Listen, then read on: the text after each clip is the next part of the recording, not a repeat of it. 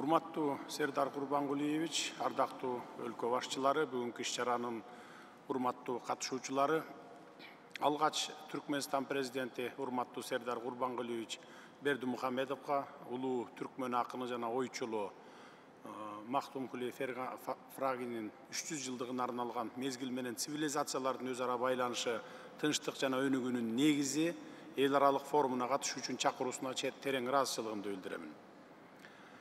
Мен бүгүн сүйлөй турган сөзүмдү Кыргыз элинин улуу жазуучусу жана ойчулу Чыңгыз Айтматовдун Махтумкули Фрагинин чыгармачылыгы жөнүндө айткан төмөнкү сөзү менен баштагым келип турат. Акын Махтумкулинин сөздөрүнүн биздин күнгө жеткени бул түркмөн элинин эрдиги. Махтумкули түркмөндөрдүн жүрөгүндө сакталып келген.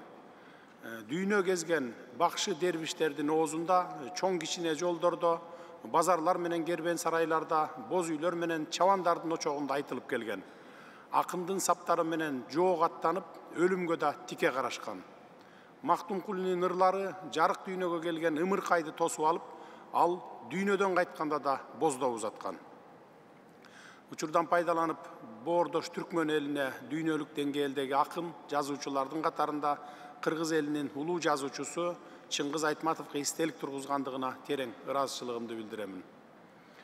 Биздин түркмөн боордошторубуз Махтумкули Фраги бул карт тарыхтагы жөн гана ысым эмес, ал эркиндиктин, адамгерчиликтин жана жогорку адеп ахлактын символу болгондугу менен, ошондой эле улуу акындын орошон ойлору жана чыгармачылыгы мезгилдердин, элдердин жана цивилизациялардын ортосунда көпүрө катары кызмат кылгандыгы менен сыймыктана алышат.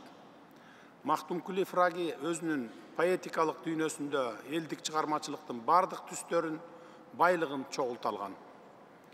Анын чыгармалары биримдикке чакырган күч да боло алат, анткени поэзия баарлашуунун универсалдуу жолу болуп саналат. Махтумкули Фраги өз ырлары аркылуу адамдарды ыймандуу, мекенчил, айкөл, эр жүрөк жана ар намыстуу болууга үндөгөн. Акындын осуяттары бүгүнкү күндө дагы актуалдуулугун жоготпой келет. Анын чыгармалары коомдун өнүгүшүнө зарыл болгон насаат кептерге жана бардык муунду бириктире турган акылмандыкка бай.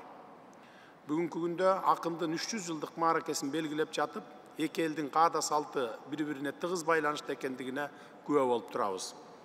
Махтумкули Фраги биздин эки элдин бүгүнкүсү менен келечегин түзгөн цивилизациялар менен мезгилдердин өз ара байланышын билдирет.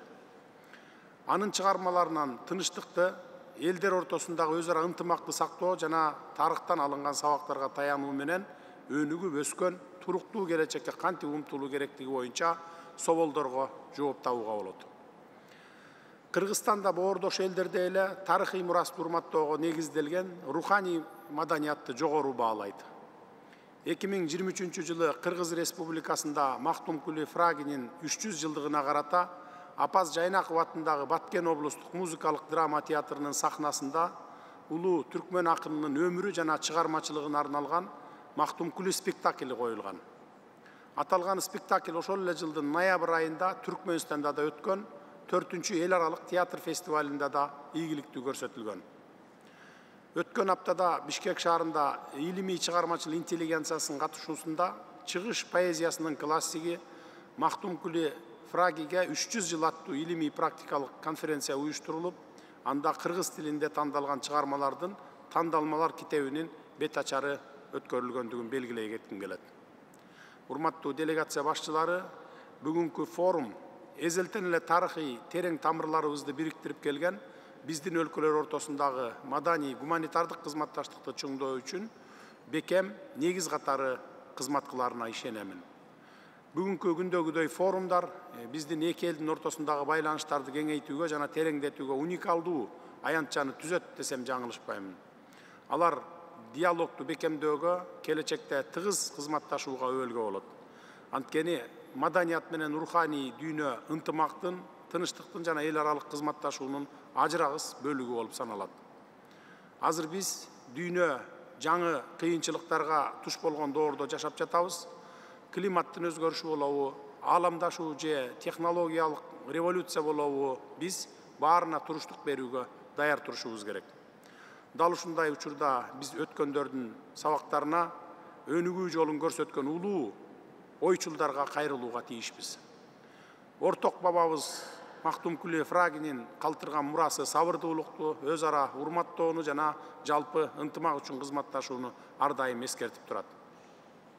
Урматтуу кесиптештер, сөзүмдү жыйынтыктап жатып, Мактумкүлү Фрагинин 300 жылдыгы жөн гана маарек эмес, бул биздин келечек муундарыбыздын алдындагы жалпы жоопкерчилигибизди эскерте турган иш-чара экенин баса белгилеп кетким келет. Бул тынчтыкты сактоо, ар бир элдин каада салтын урматтоо, өз ара түшүнүшүү саптарына негизделген коом түзүүдө башкы жоопкерчилик болуп саналат. Маданият элдин башын бириктирип гана тим болбостон, жаңы жетишкендиктерге шыктандырары дагы белгилүү.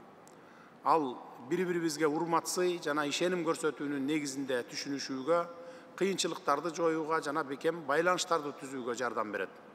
Учурунда улуу жазуучубуз Чыңгыз Айтматов Мактумкүлү Фрагинин чыгармалары тууралуу маданий мурастын маани маңызы тигилже бул элдин улуттук байлыгын башкаларга марттык менен жайылтуу, башка элдердин маданий баалуулуктарын камтуу менен руханий жактан өз ара жакындоо процессине салым кошуу болуп саналат.